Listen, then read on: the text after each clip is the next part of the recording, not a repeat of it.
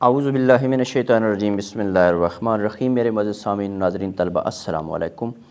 تو آج ہم پڑھیں گے بی ایڈ 1.5 کوڈ 8601 باب نمبر 4 انکوائری میتھڈ یا دریافتی طریقہ، اور سوال نمبر آج ہم پڑھیں گے 3۔ تو چلتے ہیں اپنے آج کے سوال کی جانب۔ سوال نمبر 3 ہے، سکرائی اپروچ سے کیا مراد ہے؟ کمرہ جماعت میں اس اپروچ سے متعلق مثالیں پیش کریں۔ جواب، استقرائی طریقہ کار ایک جماعت کے طلبہ مختلف پس منظر، مختلف صلاحیتیں اور سیکھنے کا مختلف انداز لے کر آتے ہیں۔ یہ صورتحال مختلف تدریسی تکنیکس، حکمت عملیوں اور طریقہ کار کا تقاضا کرتی ہے، جسے استاد کو صورتحال اور اس کے تقاضوں کے مطابق ترتیب دینا ہوتا ہے۔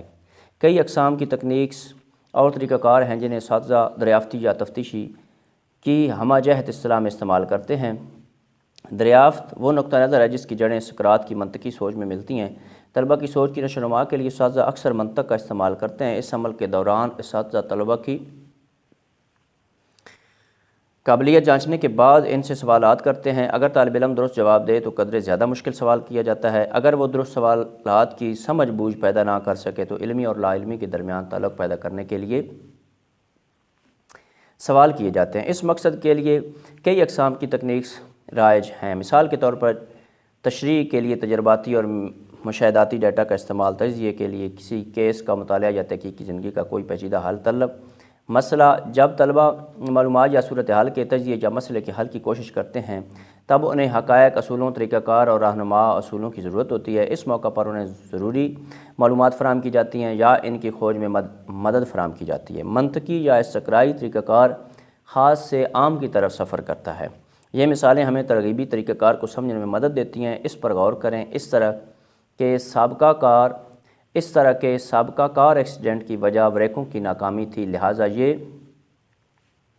ایکسیڈنٹ بھی بریکیں فیل ہونے کے سبب ہوا ہوگا۔ اس طرح یہ سوال بھی اس طریقے سے کیا جائے گا اور زیادہ تر یہ درست ہوتا ہے۔ سکرائی یا انڈکٹیو تکنیک کے چند اہم پہلو درج ذیل دیے گئے ہیں۔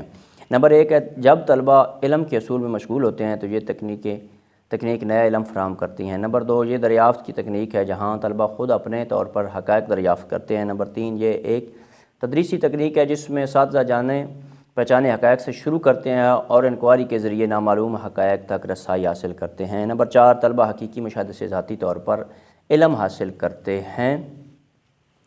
نمبر 5 ہے، یہ ایک سست رفتار عمل ہے کیونکہ تمام مراحل ایک دوسرے سے متصل ہوتے ہیں اور پچھلے مرحلے میں مہارت حاصل کیے بنا طلبہ اگلے مرحلے میں نہیں جا سکتے۔ نمبر 6 ہے، یہ طریقہ ذہنوں کی تربیت کرتا ہے، خود اعتمادی بخشتا ہے اور ترغیبی طریقہ کار میں داخل ہونے کے بعد طلبہ میں تحریک بیدار کرتا ہے۔ تعلیم کے ابتدائی مراحل کی شروعات کے لیے طلبہ زیادہ مثبت رویہ اختیار کرتے ہیں۔ نمبر 7 ہے، یہ سرگرمیوں سے بھرپور ہوتا ہے اور بہت سی سرگرمیاں نیا علم وجود میں لانے کا سبب بنتی ہیں۔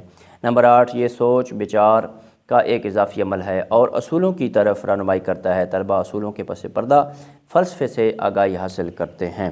تو میرے معزز سامعین و ناظرین طلبہ، اگر آپ کو میری یہ کاوش پسند آئی ہے تو میرے اس چینل اردو ادب اور ادب کو ضرور سبسکرائب کر لیں تاکہ آنے والی مزید سوالات پر مشتمل ویڈیوز آپ کو آسانی سے مل سکیں۔ اللہم صلی علی محمد و آل محمد والسلام۔